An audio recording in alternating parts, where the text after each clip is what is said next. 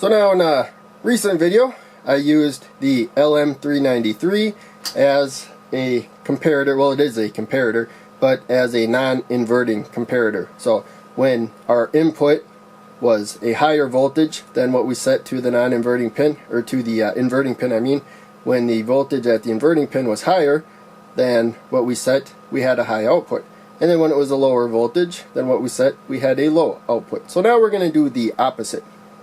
We're going to invert the signal. It's a comparator, so it doesn't invert the signal directly. It just goes high or low based on whether the input is higher or lower than the voltage we set. So to begin with, we're going to have a load that is an LED, because it's easy to see an LED light up. The long lead, the anode, is going to go to this row here. Short lead, the cathode, is going to go up 2 spots to that jumper that goes to the negative rail. And that way, when we have a high signal at this row, the LED will light up.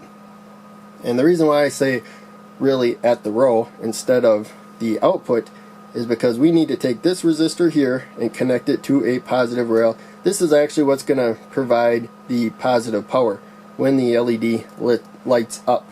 So basically, when the LED is not lit when I have the power on, that's because this pin, this output pin, is basically just disconnected, and so current can freely go through the resistor, the LED, to ground.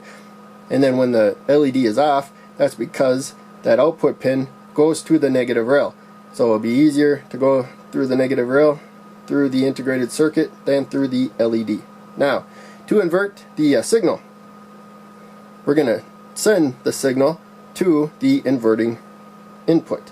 So at the non-inverting input, we're going to program a voltage. So we're going to put one resistor to the positive rail to the inverting pin.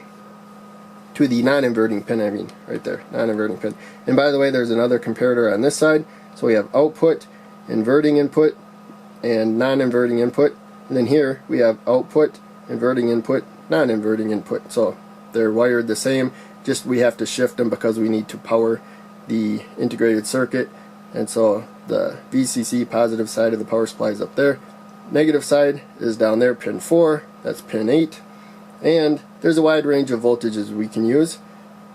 If you're just using a single supply like we're using now, you can go from 2 to 36 volts. Of course, consult data sheets before you wire up any integrated circuits.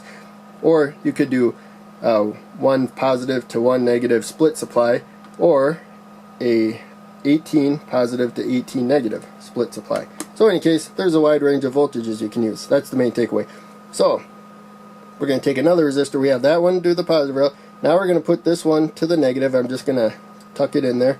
So they're not conductive up here. We don't have to worry about them touching. These 2 wires can touch because they go to the same row. These 2 wires back here cannot touch. We have to make sure they are spaced. Otherwise we have a short circuit, and these breadboard power supplies do not like short circuits. So there, that's the voltage that we set. So one resistor is to the positive rail, the other's to the negative rail. They're both 10 kilo ohm resistors, by the way.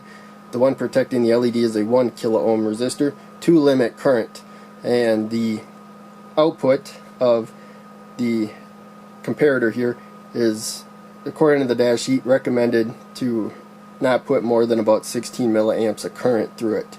So that'll be going positive to negative. This is a 1 kilo ohm resistor, 5 volt power supply. That's 5 milliamps of current. So plenty low current and enough current to light an LED so that you can see it pretty well, unless it's extremely bright. So in any case, we have our voltage program there. Half of the power supply voltage, 2.5 volts. Now all we have to do, we can take a jumper, and we don't have to worry. These inputs do not draw any current, any noticeable amount of current. Just a very, very small trickle, low enough where you can just consider it no current at all. Let's move that jumper out of the way, and that's it. We are wired up. So I'll turn the power supply on, and right now the LED is on. That's because the trim pot is towards the negative rail right there. So it is inverted, and let's see if I can, there we go, get a good view of both of them. So now it's to the negative rail. That's as far as it can turn that way. I can go this way. When we get about halfway, the LED goes out, and it stays out. as we go towards the positive rail. And so this is a trim pot wired as a voltage divider. It divides up the voltage from the rail, but if we go all the way to the right, or all the way up towards that positive rail, there we go, then it gets divided down, or divided up I should probably say, to the full voltage. And then if we come down here, it's to the minimum voltage of 0 volts. So 0 to 5 volts. And when it's in the higher region, then we have a low output. LED is off. When we're in the lower region, we have a high output. The LED is on. So it's just a comparator. It's either high or low based on the two inputs. It's comparing them. So hopefully that all made sense.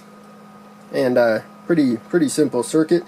And but wiring this up helps you understand other integrated circuits and stuff a lot.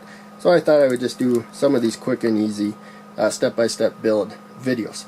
And so thanks for watching. I will see you in the next video.